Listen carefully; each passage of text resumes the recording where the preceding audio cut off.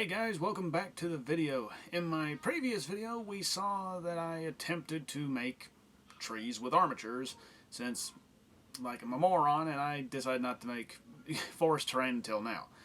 But after I was editing that video and stuff, that bag of trees that I had in that video, it gave me several ideas for even more things to make out of it instead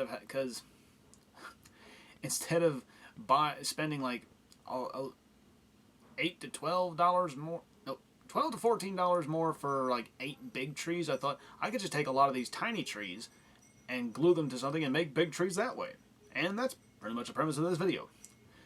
But yeah, I'll put links in the description for all of the for the trees and stuff that I bought like in last video. And I'll put a link to that video as well, just in case you want to just get a look, because I tried to have it for this video, and of course, like a moron, I just don't know what I did with it. Put them somewhere and can't find them. So right when I get done ending this video, I'll find them, probably step right on them or something, because that's how I am. I'm a pack rat. I can't keep track of nothing to save my life. So we're going to roll onto the table and check out how I turned a bunch of tiny trees into a big tree. Yeah. See you in a little bit.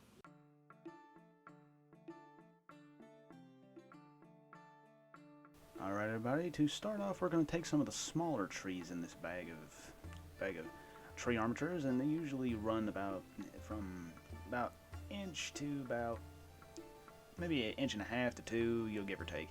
And there's a whole lot of these in this bag, and they work for like bushes and such, or really tiny trees, maybe like railroad dioramas and stuff like that. But you know, I'm not going to need a lot of those, and probably a lot of you ain't going to need them either, because you can just, you know, use lichen or anything like that to make bushes and such, and shrubs. But we're going to take a bunch of these. I've picked out about 5 different types that I use for this build, and we are going to just take these and use them to make the branches and the actual structure of the tree. The next thing we're going to use in this build is you can use a wooden dowel, but what I have is these fondue fork handles. I took the fondue fork part off to make into rings a long time ago, and I never could think of anything to use these for, so now they're getting used. I'm not worrying about the label that's on it or the button thing at the top, because the hot glue we're going to use is going to cover that up. We're going to take about 1-inch washer, and we are going to mount it onto there with some hot glue, just like this. Just going to pull the hot glue up to put the so that way it'll look like tree bark down to the bottom. So you're going to use a pretty good sized blob of it, and also the hot glue will fill the bottom hole that's in the washer to fill out the bottom and make it, you know, the way you don't have a hole in the bottom. We're going to cover the entire thing in hot glue after that, and just run the nozzle up and down, give it a little bit of time to cool before you start doing it so it doesn't just fall back in on itself. And just do this until the entire thing is covered, and that's going to make the trunk of our tree. Here you are. You can see that we got basically all the trees done, and I saw this technique from DungeonCrafts, but I might be wrong. He might not be the first one to do it, but that's where I saw it first, so that's what I'm quoting on this. I took the hot glue and I just ran really good sized beads around and made roots, so that way when we paint this up it'll look like the tree has roots and it's just not just poking straight out of the ground like it's just been stabbed in there like a yardstake. After we get that done, then you can see right here I've taken an assortment of the trees and I've glued them in various places to make the structure of the tree. Here you are is another shot of it, and just kind of put them in around them. Now, like I said in my other video, these little armatures near the bottom, they will, little sprues that you're supposed to stick in a stand, they will start to melt and curl due to the hot glue, but because there's no metal down there from the armature. But that's fine, because it'll just give you you'll have more to grab onto with the hot glue and bind it to the tree. Here's all 3 of the trees that I'm working on. They are built and ready to be painted. So just going to take those outside and hit those with some dark brown spray paint. They did come out a little shiny, but that's going to get changed once we hit it with the dry brushing and such later. Here are some close-ups, and you can see that it looks a lot like a tree. never would have been able to tell that it was just a piece of wood and some little trees earlier. But now, if you wanted to do dead trees, or maybe trees that have just like lost all their leaves for like winter or so, then you could probably stop here, but we're not going to stop here. We're going to keep on going, because what would be the point of me making a video if I wasn't going to keep going with this? Let's see, the roots came out really nice. They came out a little tackier due to the spray paint, but like I said, once you get painted, it will change. And now with the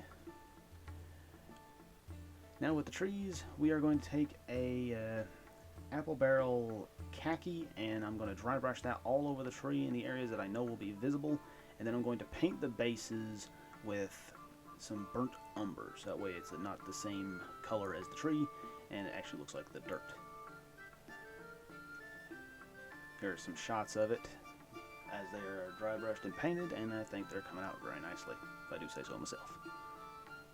Next thing, to create the actual structure, like where the flocking and everything is going to go, we're going to take this cocoa liner thing. I got this from the Dollar Tree. I learned this from the terrain tutor, and that's where I learned a lot of my forest tutorials from. So we're going to try this out and see how well it goes. We're just going to cut off a section of that using just some scissors, and just cut off a good sized square of it. And then I didn't have any hobby tack, so I used Eileen's tacky glue as a source to bind it to the tree armature. And funny enough, it actually seems to work, but if you have the option to use craft tack or anything like that, hobby tack or whatever that glue is called, I would suggest using that, just to be safe, because I've heard really good things about it. But tacky glue, in a pinch, it works pretty well. There's another shot of it, come with its, another shot of it just, glued.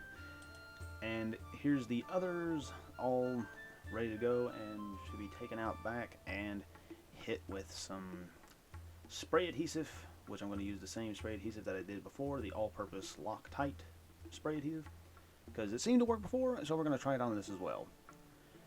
And here is the somewhat finished product. Yes, there are some bare spots in this tree, but that's because while making my own flocking, I just got the quantities wrong, and I had just barely enough to get this done. I probably would have been better is if I sprayed the top of the tree to be green, so that way it would blend in better with the foliage. That probably would have been a better idea, but this is my second time making trees, so you live and you learn, but I honestly am pretty happy with it.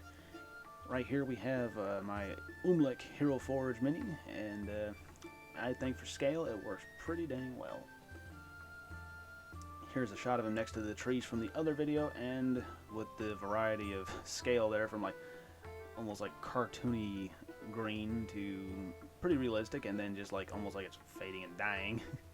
I think these three types of trees will make for a very convincing forest for my players, and I think that they will like it pretty well. And I hope that if you try this, I hope it works out very well for you guys. Okay guys, that's how I made bigger trees for my tabletop games out of a bunch of little trees. Now you probably can just buy the bigger ones, or there's probably just easier tutorials on the internet, but I thought this one was a cool little idea. Basically, just buy one bag of small trees and you can use them to make all sorts of trees, and you don't have to wait. Well, technically. But I mean, it's just an idea. Hopefully you guys got an idea out of this, or learned something more. I don't know, maybe just bought you a good 7 minutes, I don't know. But I hope you guys enjoy the videos to come, and I will see y'all in the next one. See ya.